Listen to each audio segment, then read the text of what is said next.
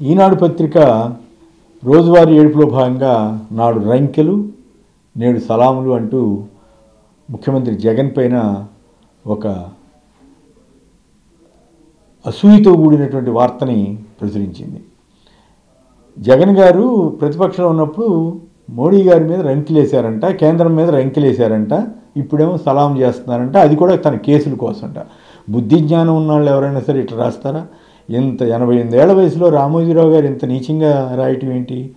ఆ రోజుల్లో ప్రత్యేక హోదా వద్దన్నది ఎవరు, కావాలన్నది ఎవరు, వద్దన్నది ఎవరు, రంకెలేసింది ఎవరు? మోడీ గారి మీద ఎవరండి రంకెలేసింది? 2019 ఎలక్షన్ల ముందు మోడీని పట్టుకుని ఎన్ని మాటలన్నారు, కేంద్రం పైన ఎన్ని విమర్శలు చేశారు.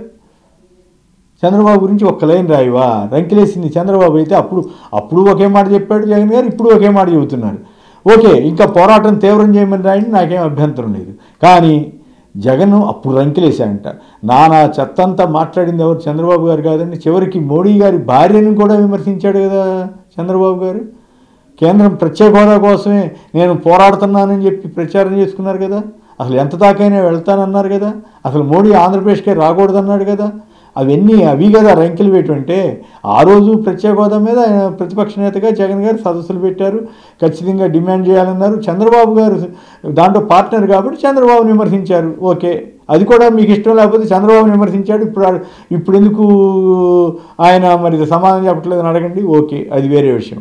కానీ కేంద్రానికి గులామయ్యారు, సలామయ్యారు అని చెప్తే ఇంత దుర్మార్గపు రాతలు రాయకపోతే ఏమైంది రామోజీరావు గారు ఈ వయసులో మీకు? చీ ఆయన రాస్తున్నాడు.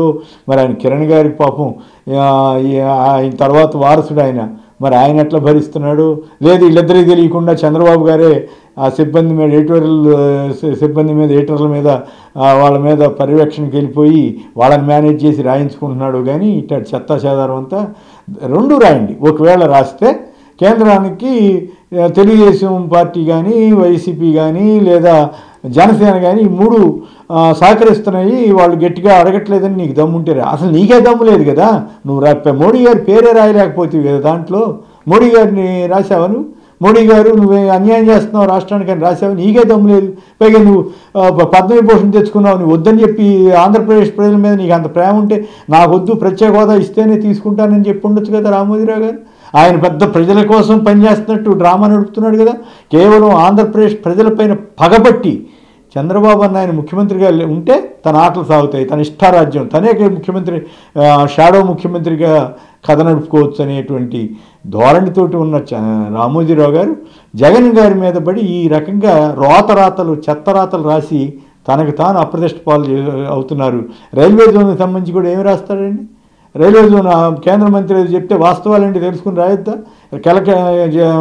జీవీఎంసీ విశాఖ మున్సిపాలిటీ ల్యాండ్ ఇస్తే దాని గురించి రాయకుండా నువ్వే రాసావు కదా. 3 రోజుల క్రితం విశాఖలో శోకించావు కదా నువ్వే.